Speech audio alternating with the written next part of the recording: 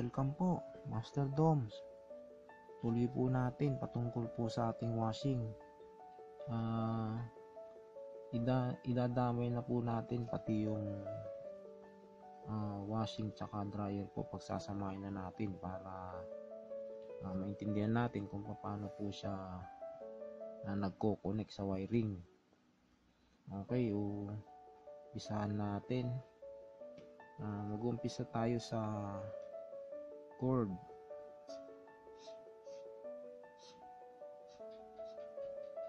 Yan. So, meron siyang out. Didiretso natin yung out na yan sa ating common. Yan.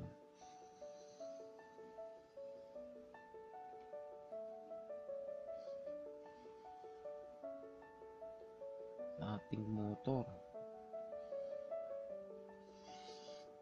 Yan.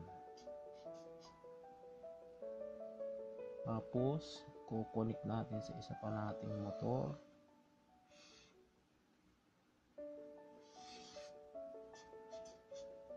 Yan. Ito po yung sa wash. Ito na yung spin.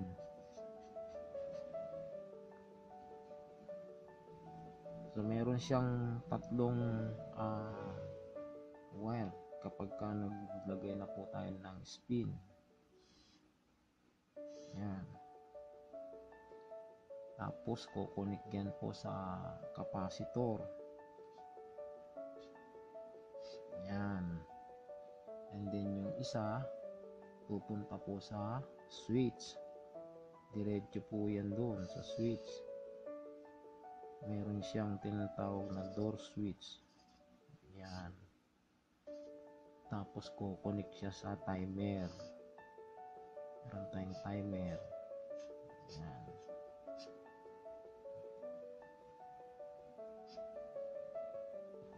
Tapos out na siya dyan.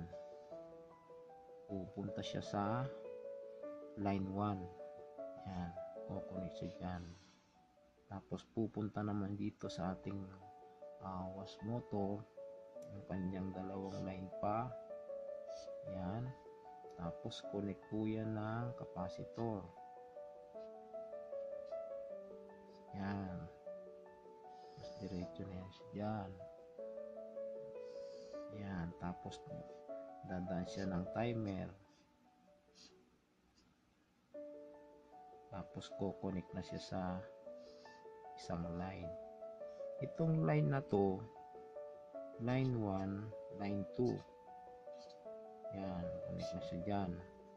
Yung line 1 po ay magbibigay po ng kanyang supply sa dalawa na motor at dalawang switch.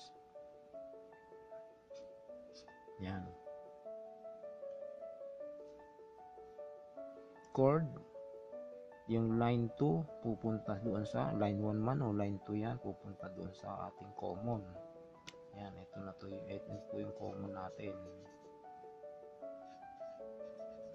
Yan.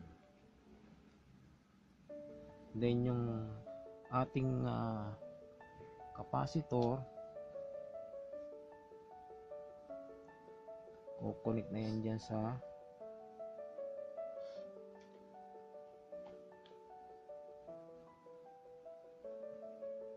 yan. Malinaw na po. Pag kinonek na po natin yung ating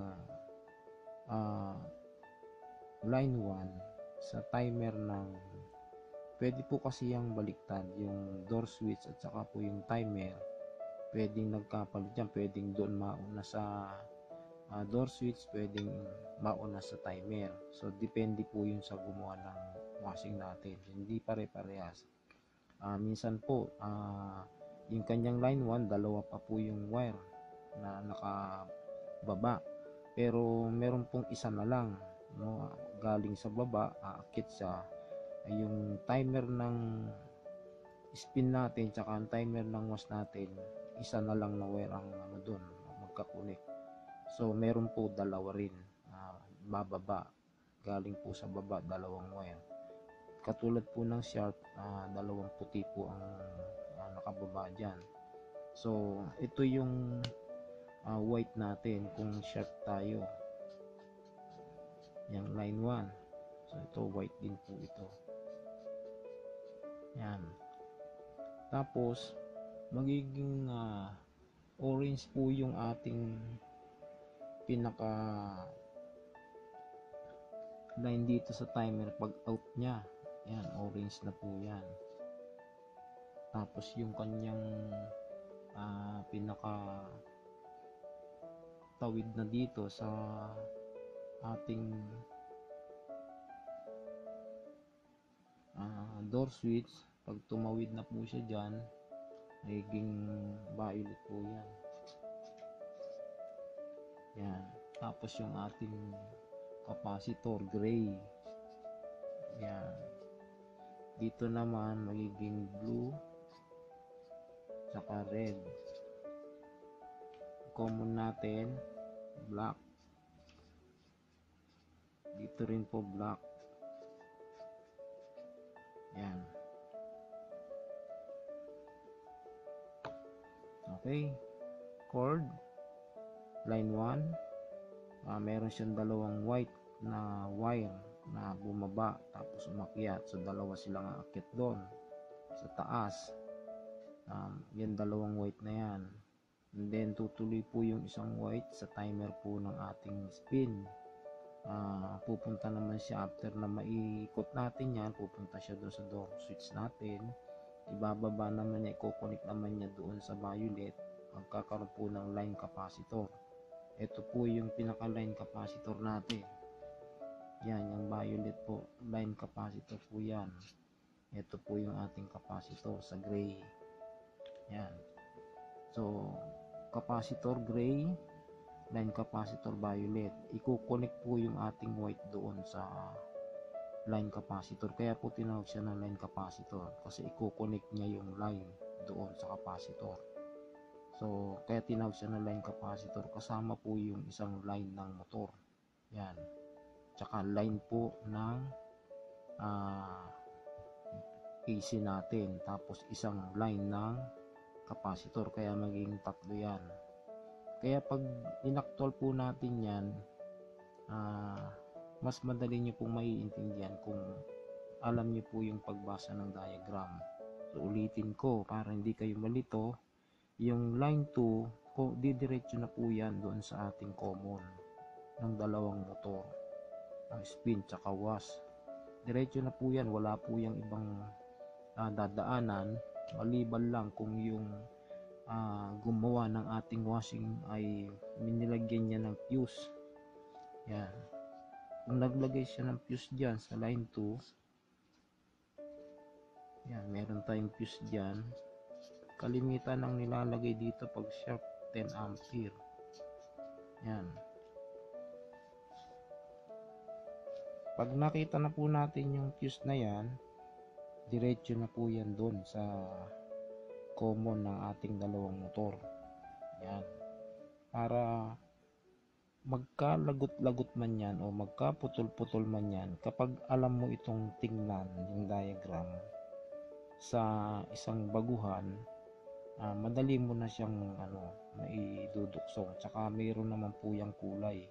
Halimbawa, naputol yung white mo, minatnat ang daga, naputol din yung white mo sa wash mo, tsaka sa spin. So pagsamahin lang naman natin po yung white. Depende po yun sa kung saang lugar siya naputol. Ganun din po yung violet, yung black, yung gray. Pwedeng pumunta po yung putol dito sa gray. Hindi lang po kasi yung daga yung pwedeng pumutol dyan, pwedeng naputol din yan dahil sa pag-spark, dahil nagkaroon na ng tubig yung ating mga motor. So yan, line 2 diretso ng common, tigisa sila, wala na pong ibang pupuntahan yun, doon lang po. Kaya pag nag-wiring kayo sa baba, yun lang, diretso lang po yan sa dalawang motor. Tapos yung pong white natin pupunta sa timer ng spin, pupunta sa timer ng wash. ilalabas niya ngayon dito sa blue tsaka sa red. Iikot yung motor natin pag pumunta sa blue, pag pumunta sa red, ikot pabalik, ganyan, forward tsaka reverse. Dito naman sa timer natin, hanggat di natin binababa yung ating door switch o yung pinakatakip ng ating spin motor, hindi po gagana yung spin natin kasi hindi pa kumukonek itong door switch natin. So pag naibaba na niya yan, kung kumunik na siya, pupunta na siya po dun sa isang line ng motor at saka sa line ng capacitor, kaya tinawag siya na line capacitor. Okay po, yun lang po yung sa ganyan lang kasimple, hindi katulad ng sa electric fan. Ang electric fan mas mahirap pa siyang ipaliwanag kasi mas marami, meron pa siyang tatlo, 1, 2, 3. So ito simple lang.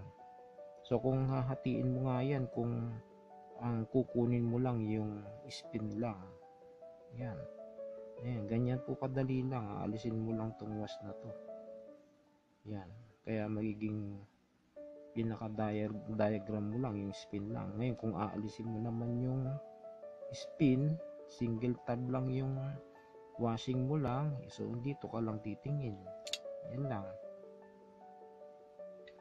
Kaya simple lang po yan. I-actual po natin yan sa sa pagwa-wiring naman. Okay, yun namang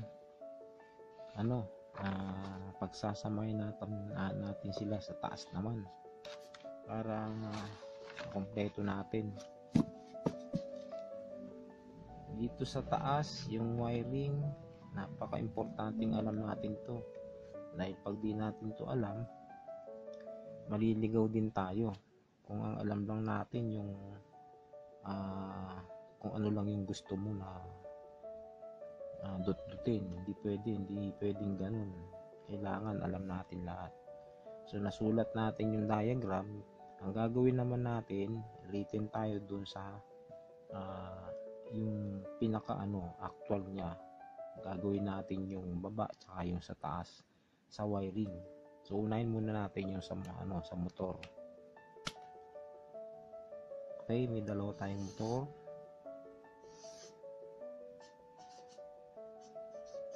Meron tayong tig-tatlong wire. Yan. Tapos lagyan natin yung plug. Dito na natin siya ilagay sa gitna.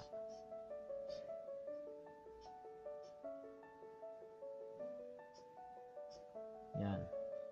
Lagyan natin yung kanyang common black pag sharp. Yan, black.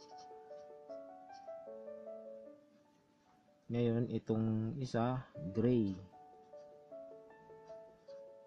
ito naman ang violet, tapos ito naman yung red tsaka blue sa wash. Yan. So ito yung spin natin, ito naman yung wash. Yan. Dito sa baba, kahit putol-putol yung wire, nginat-ngat niya ng daga, lahat ubos, pero may natira, o kahit walang natira, pwede mo naman siyang buksan basta napatunayan mo na meron siyang resistance at buo. So paano ba yon? Kung sinagad ng daga, halimbawa ang putol, kung isa o dalawa ang tinira, ganon din dito halimbawa sa wash, pwede mo pa siyang buksan para duksungan kung sagad yung pagkakaputol. Paano mo malalaman ba na pagpapaguran mo pa siyang buksan kung napatunayan mo ba siya na buo o sira? So siyempre papaguran mo siya, bibigyan mo siya ng time kapag napatunayan mo siyang buo pa. Madali yun na i-test o patunayan na buo pa siya kasi mayroon naman siyang natira dun sa kahit sa puno. Pwede mo yung testerin. So ang pwedeng lumabas dyan, nabanggit ko sa unahan na ang rewind po ay hindi pare-pareho. So itong isusulat ko, pag trace lang na okay pa yung spin mo. Okay, halimbawa, so tinuro ko na sa unahan, yung isang test prod mo ilalagay mo dun sa black, Yan. Tapos i-connect mo doon sa gray. Yan, lalabas dyan. Sabihin natin ang lumabas dyan ay 16 sa times 10, no? 16 ohms times 10 ang ginamit mo. Yan, so 160. Ngayon yung black mo, i-connect mo naman ulit sa violet naman. So black, violet. Yan, lalabas naman dyan ay sabihin nating 12. Yan, 12 ohms times 10 din ang gamit mo, so 120. Tapos yung gray at saka violet, at saka gray, yan, lalabas dyan yung total nyan. 16 plus 12 is 28. So lalabas dyan 28 ohms. Yan, 280 ohms kasi naka times 10 ka. So yun yung sa spin, para hindi ka mapagod o mag-aksaya ng oras pag binuksan mo siya para duksungan. Kasi kung sagad yung putol, kailangan mo talaga tanggalin o baklasin para maduksungan mo siya ng ayos. Ngayon, kung ang putol naman niya sa labas, no, hindi naman sagad, putol-putol, ito lang ang gawin mo na pang-analyze mo. Paano mo kukunin yung kanyang common at saka yung capacitor at line capacitor. So binanggit ko na yan dyan sa unahan. Okay, dito naman sa wash, kukunin mo yung kanyang common, so black, yan, tapos connect mo siya sa red.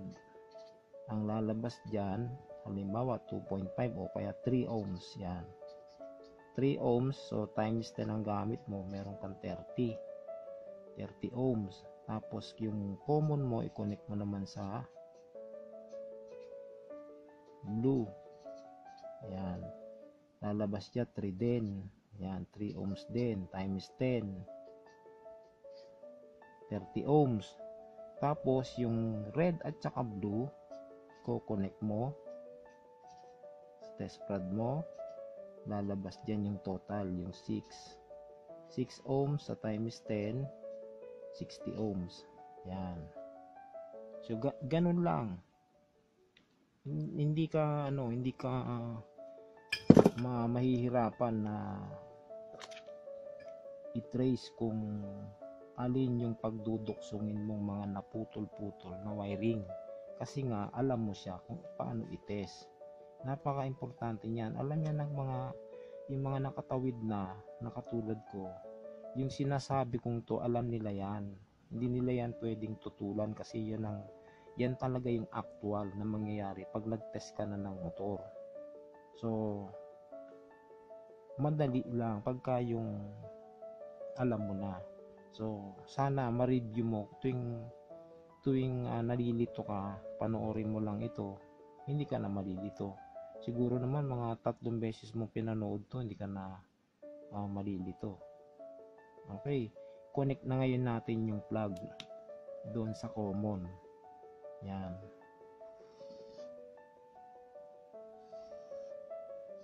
yung isang line, kukonek na siya dyan. Yan, black na yan, wala ka nang gagawin dyan. Dalawang black, tapos yung line na isa, sabi nating line 1 yan, o kaya line 2, pwede naman kahit anong yan line yan. Okay, so bakante pa yung line 2 mo. Okay, ngayon yung line 2 na i-connect mo na yung line 1 dun sa dalawang common ng dalawang motor, yung line 2 ngayon ang aakyat dun sa taas. Okay, ang sharp ay merong dalawang wire, minsan isa lang, so depende sa model. Kasi pag isa, dun nakukonek yon sa taas. Pag dalawa, so dalawang puti kung sharp ang gamit. Okay, meron tayong timer sa taas.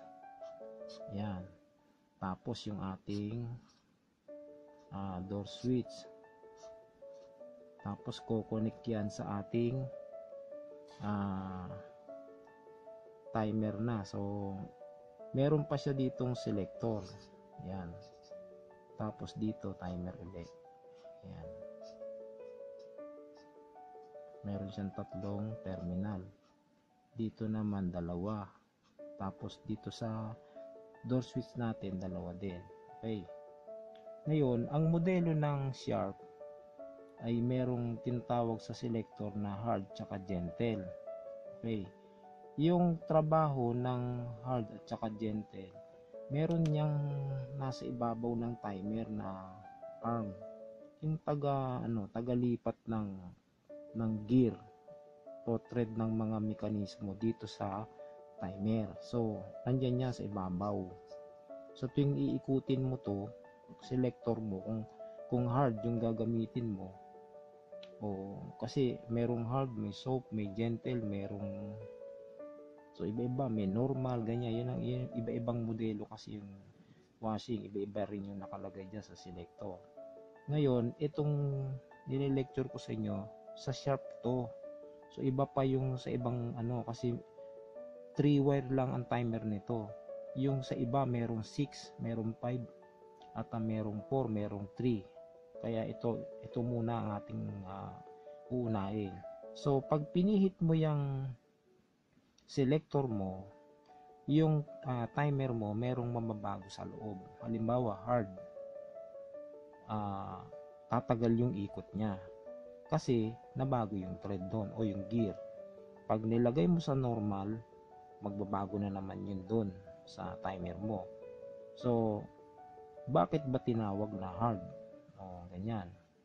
Kasi kung ang nilalabahan mo puro maong, sinalangan mo ng 4 na piraso, yun, magiging hard ang tawag doon. Kaya ilalagay mo siya, isa-select mo siya doon, tatagal yung ikot niya.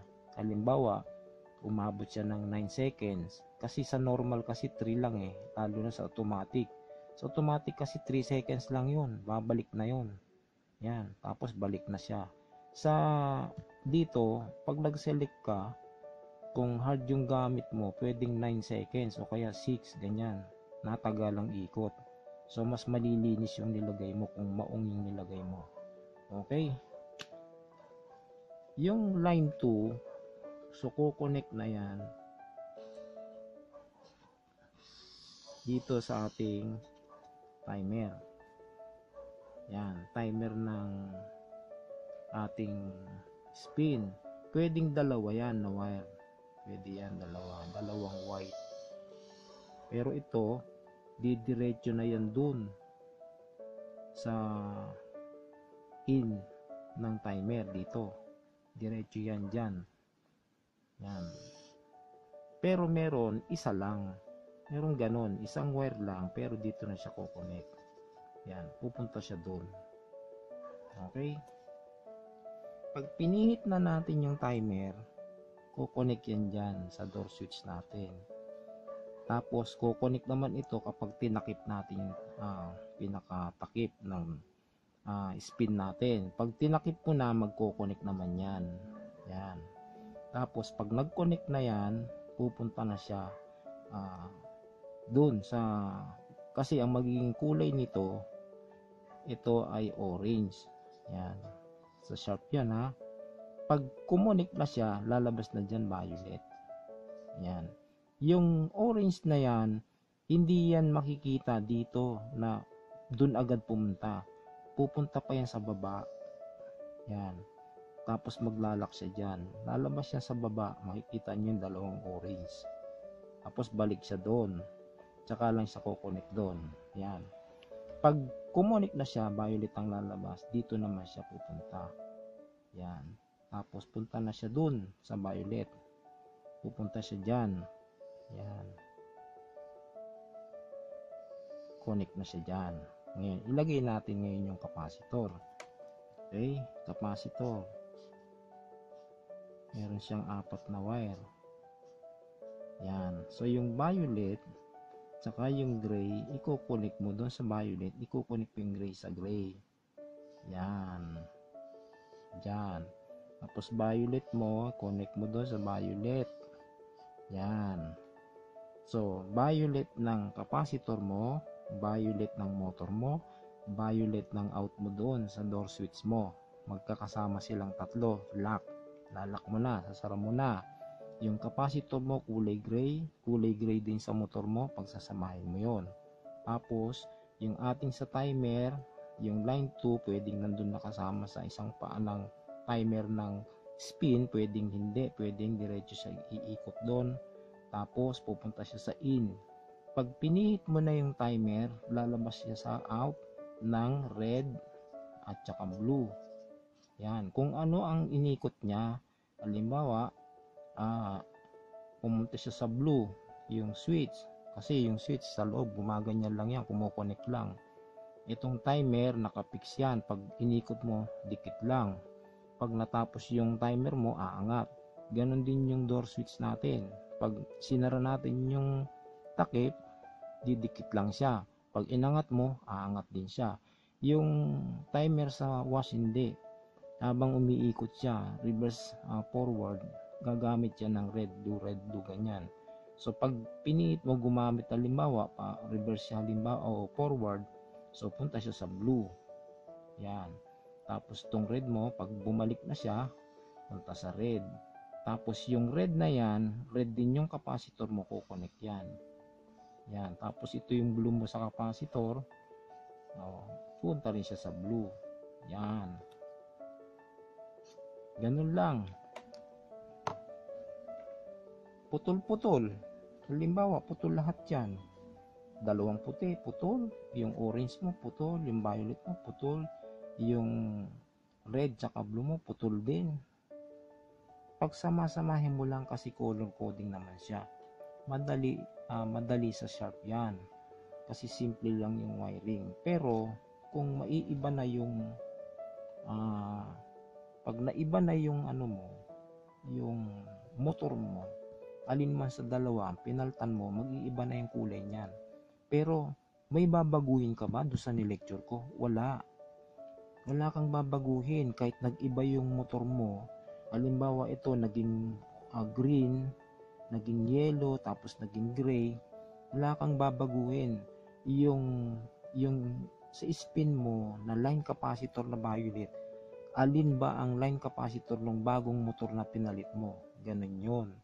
So nandun yun sa diagram na inuna nating ni-lecture. Hindi ka malilito na kung iba na yung kulay, so malilito ka na. Hindi ganun. Ang babasihan mo ito. Kukunin mo yung line capacitor at common ng bagong motor mo. Pareho yan. Kay alin man dyan ang pinalitan mo. Kunin mo yung line capacitor at saka yung common niya. I-connect mo dun sa taas. Kasi alam mo naman na ang violet sa taas, kung nagpalit ka nga ng motor, ang violet, kung spin motor ang pinalitan mo, alam mo na yung violet, yun yung line capacitor mo.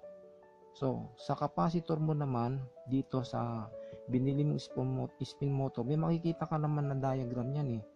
Nakikita mo doon kung anong kulay yung capacitor tsaka line capacitor at alin din ang common. So, madali mo siyang i-connect sa taas.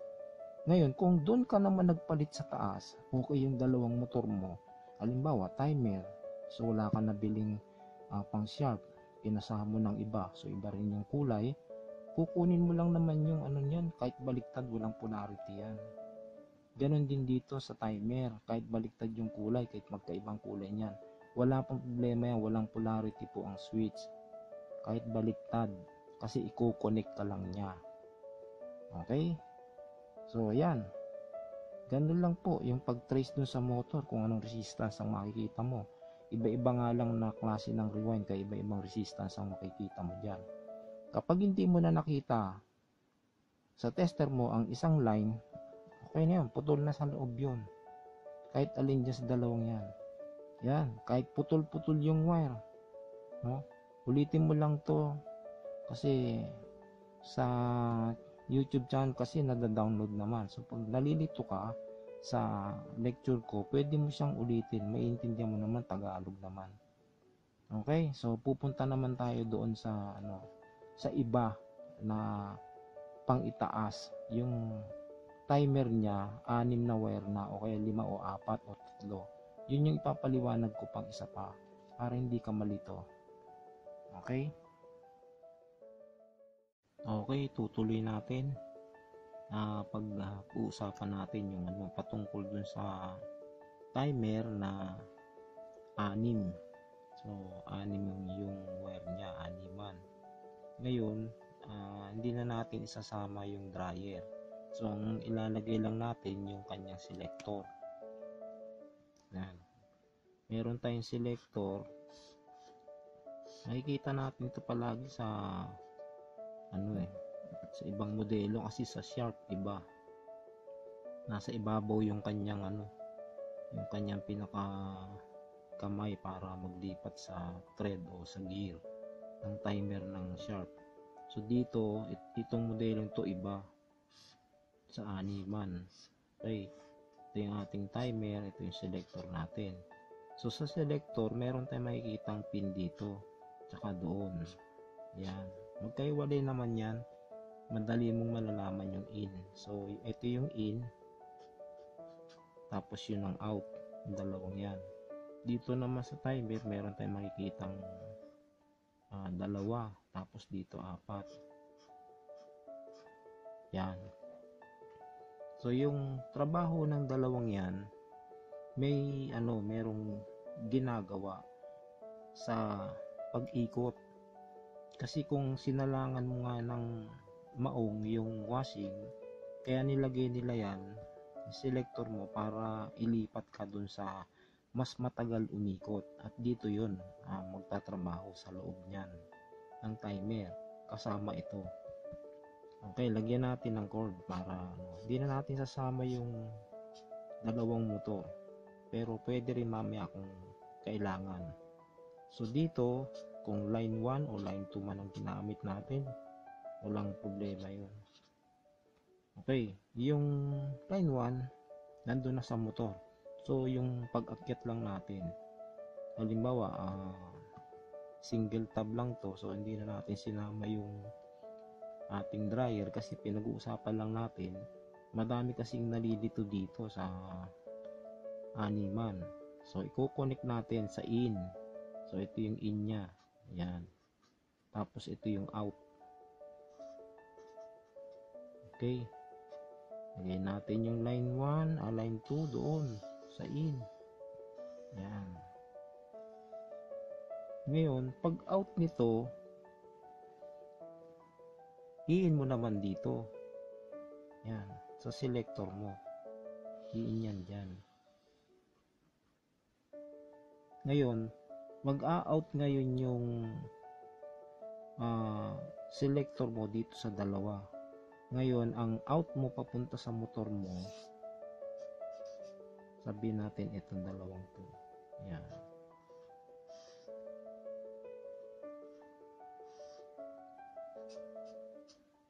Okay? So, itong dalawang to, pwedeng i-connect yan dyan. Yan. Diyan sila magkakaroon ng trabaho para mabago yung ikot mo. Tatagal siya kapag nilagay mo sa hard. So, pag nilagay mo sa hard, halimbawa, ito yung hard mo, sabi natin, kahit magkapalit sila, so kahit alin dyan, kung halimbawa sinelect mo, dinala mo siya doon, so kukonek siya dito. Yan, dyan.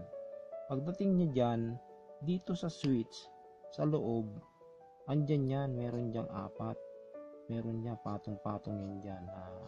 Hindi naman dikit-dikit. Naglalaro yan doon sa loob. Tapos depende sa gear na sinelect mo.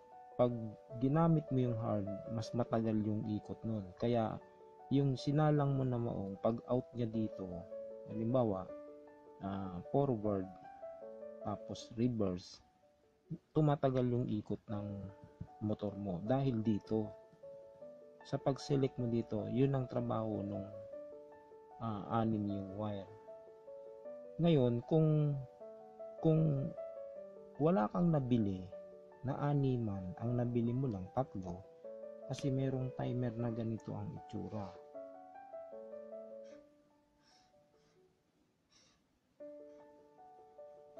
Meron siyang in, tapos meron siya nakagano na wire, tapos out na yan. Yan. Paano yan kung wala kang nabili? Kasi kung ang ginagawa mo ay ibang brand, hindi Sharp. Kasi ang Sharp, ano lang yan flat lang yung kanyang dito, tornilyuhan.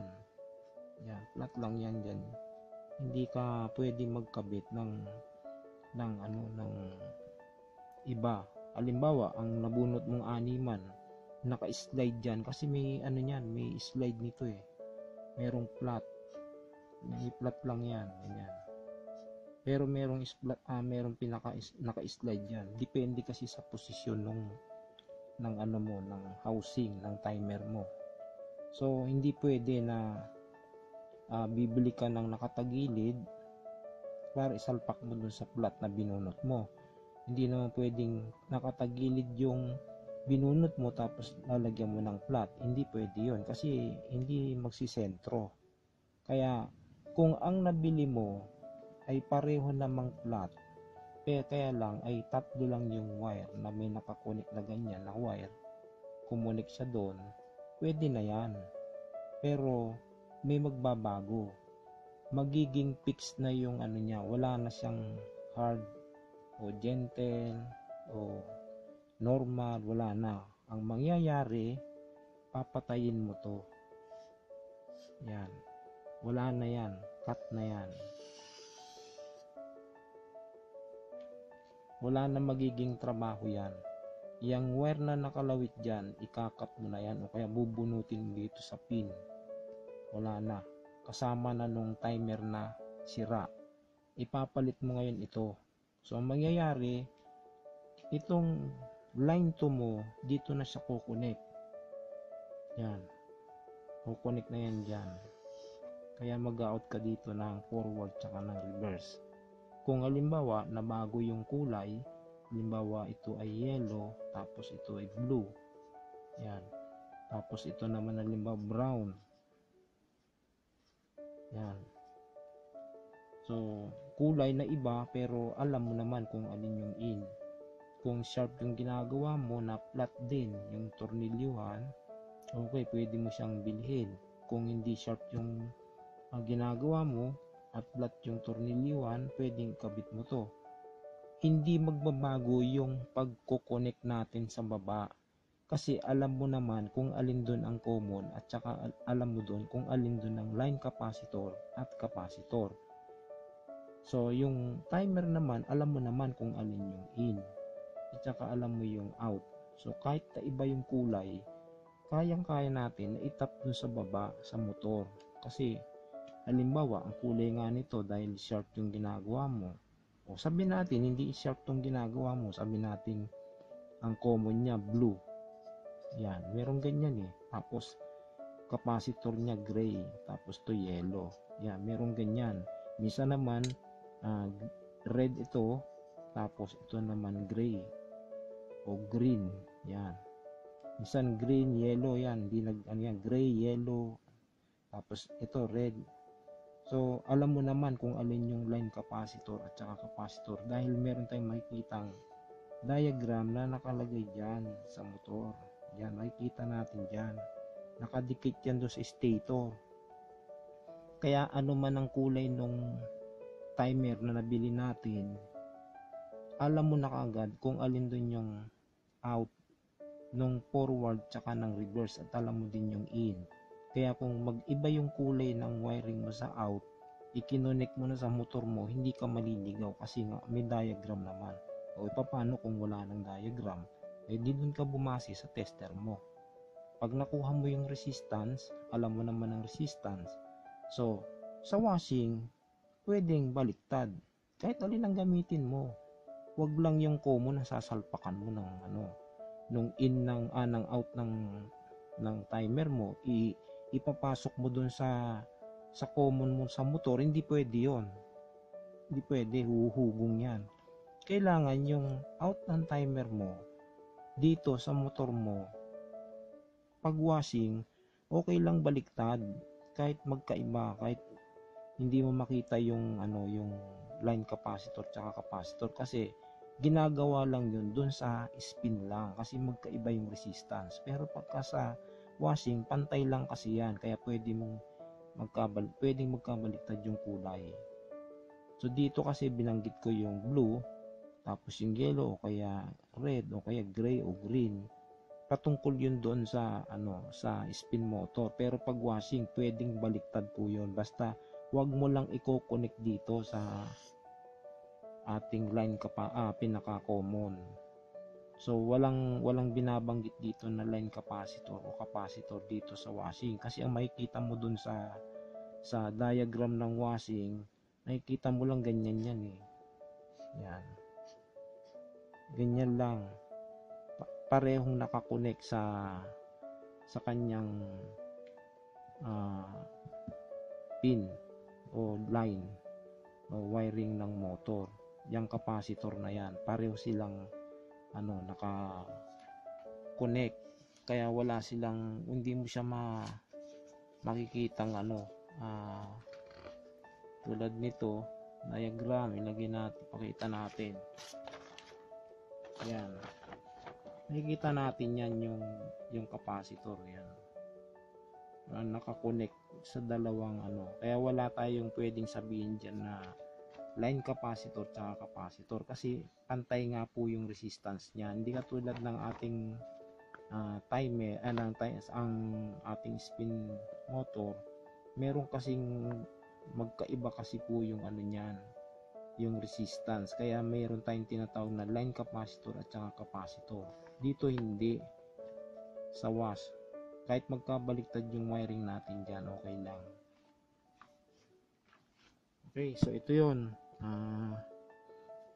Huwag mo lang ikakabit yung out mo sa timer papunta sa ating common, kasi walang pakialam po yung common dahil meron na siyang sarili na line 1, nakakonect na po yan sa common.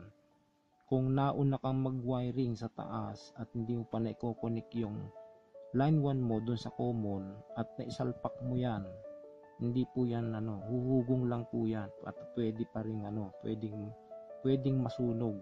Kung walang fuse yung winding mo, pwedeng sunog agad. Kung meron namang fuse, putok.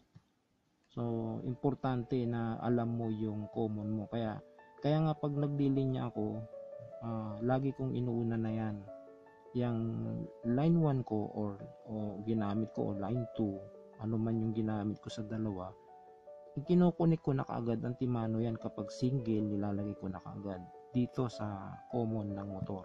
Pag double naman siya, kinokonek ko na sila pareho.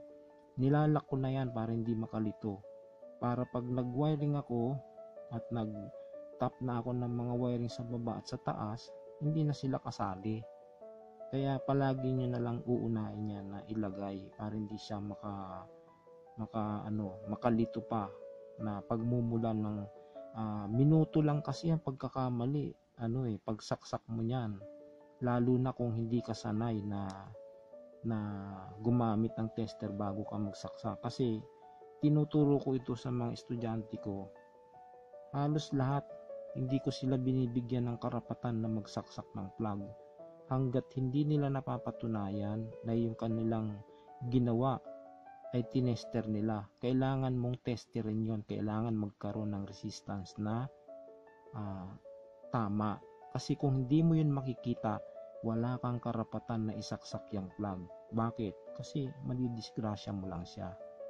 Okay, bibigay ko yung patungkol sa natin. Dito na natin siya ilagay para maliit lang naman ang gagawin ko. Okay, dito sa resistance kasi ng ating washing na twin tab, makikita natin yung palo na kapag nagwash ka, pinihit mo na yung timer mo, pipitik na yung yung halimbawa ang ginamit mo ay times 10, times 10 yung mo, kasi mas malinaw kasi pag times 10 ang ginagamit natin. sa ating selector range natin para malinaw mo siyang makita. Kasi kung doon natin titingnan sa maliliit na guhit, medyo baka maduling ka pa ng katitingin. Hindi katulad ng ginamit natin yung times 10. Pag nakita mong 2 times 10 mo lang 20 ohms na yon. Okay, so halimbawa pumitik na yung timer mo sa washing, makikita mo dyan kung ang resistance ng washing mo ay 2.5 o kaya 3, makikita mo siya dyan. Yan. Tapos sinabay mo ngayon yung timer mo dun sa spin motor mo. Ngayon, ang resistance ng spin motor mo, halimbawa ay 15 ohms. So, makikita mo siya dyan. Ito sa 15. Yan, maglalaro lang yan. Pipitik yung timer mo sa washing. Pag pitik nun, mamatay. Nakaikot na. Siyempre, mabalik sa pabalik. Pupunta yan dito sa 15. Ngayon, pag pitik uli, balik na naman siya doon sa 3 ohms. Tapos pagkatapos niyang umikot, pipitik uli, balik na naman siya doon sa sukat ng timer mo sa spin kasi buhay yung spin mo. Ngayon, pag pinatay mo yung spin, wala na yung spin, tapos na yung timer niya, babalik ka sa 0. Yan. Pipitik yung timer mo sa washing mo, 3, tapos mamamatay, balik sa 0. Tapos pitik uli, punta na naman siya uli sa 3. Tapos patay uli, punta naman siya sa 0. Binuhay mo ngayon yung timer mo sa spin motor mo, dito na siya pabaksak. Pagpitik sa forward o reverse ng washing mo, 3, tapos bagsak siya dito sa timer mo sa spin. Yun, ganun lang, kailangan makita mo yun.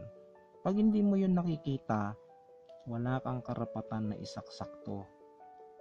Hindi mo yan pwedeng isaksak kung hindi mo yun nakikita. Kailangan mo muna na testingin sa tester. Hindi pwede na gamitin mo ang digital dyan pagdating sa pag-testing mo ng pitik ng timer. Kailangan mong gamitin yung analog para makita mo yung resistance ng 3 at saka ng 15 ohms man yan o 16 or 12. Kailan makita mo yan, gaganyan yan. Washing, timer ng spin. Washing, spin. Washing, spin. Pinatay mo yung spin, natapos na halimbawa, timer ng washing, 3, tapos balik sa 0.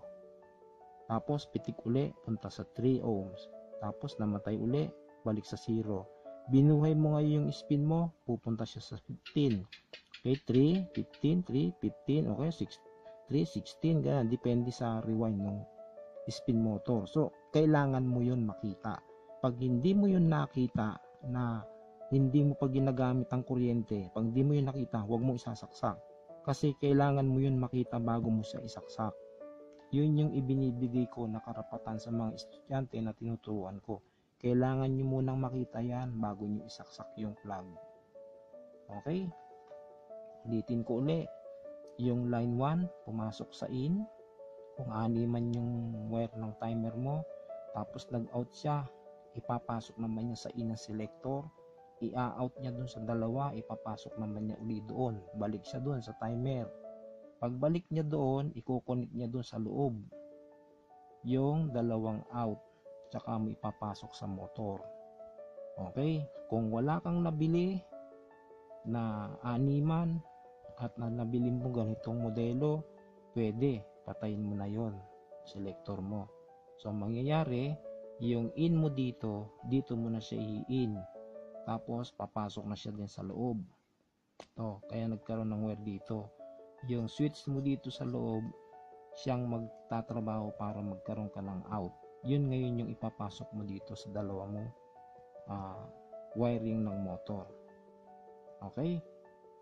Sana naintindihan nyo na kung ikaw ay makakapagbukas ng ganitong sitwasyon,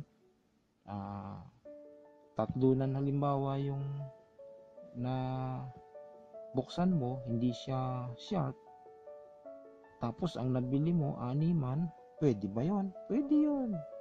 Kung ano yung ginawa natin dito, ibaliktad mo lang, i-reverse mo lang. Pwede yon. Ito yung ilagay mo doon, tapos ito yung ilagay mo doon. So, yung in-explain ko, pagpalitin mo lang. Hindi pwedeng hindi pwedeng animan lang yung binunot mo, kailangan animan din lang ikakabit mo. Pwede to. Tatlunan yung tinanggal mo, tapos animan yung nabili mo. Pwede ba? Pwede yun. Gagawin mo sa animan mo, tatanggalin mo lang naman yung trabaho ng selector eh. Ang titira mo lang naman yan, ito lang dalawa eh. Oh, dalawang ito tsaka dalawang out. Oh, i-connect mo lang ito. Tapos lalabas siya doon. Oh, saan mo i-connect to? Kung nag-in ka mula sa line 2, yan, kumunik ka. Ang modelo niya ito nga oh. Yan oh. Kumunik na nga siya doon sa loob. So kukonek siya doon sa loob, kukonek yan doon. Kaya mag-a-out ng dalawa. Kaya pwede 'yun. Meron kasi diyang iba-ibang klase ng timer na ikalilito mo kasi nga iba-iba yung posisyon. So sa kulay lang 'yon. Pero yung kanyang pag-analyze ng pagpitik o pagsukat sa tester ng mga pitik niya, madali na siyang maintindihan, lalo na kung naunawaan mo lahat yung binanggit ko. Okay, yan na yung patungkol doon sa ating ibang timer. Kung makakabili ka ng ibang kulay o ibang bilang, so yun lang ang gagawin natin, patayin yan.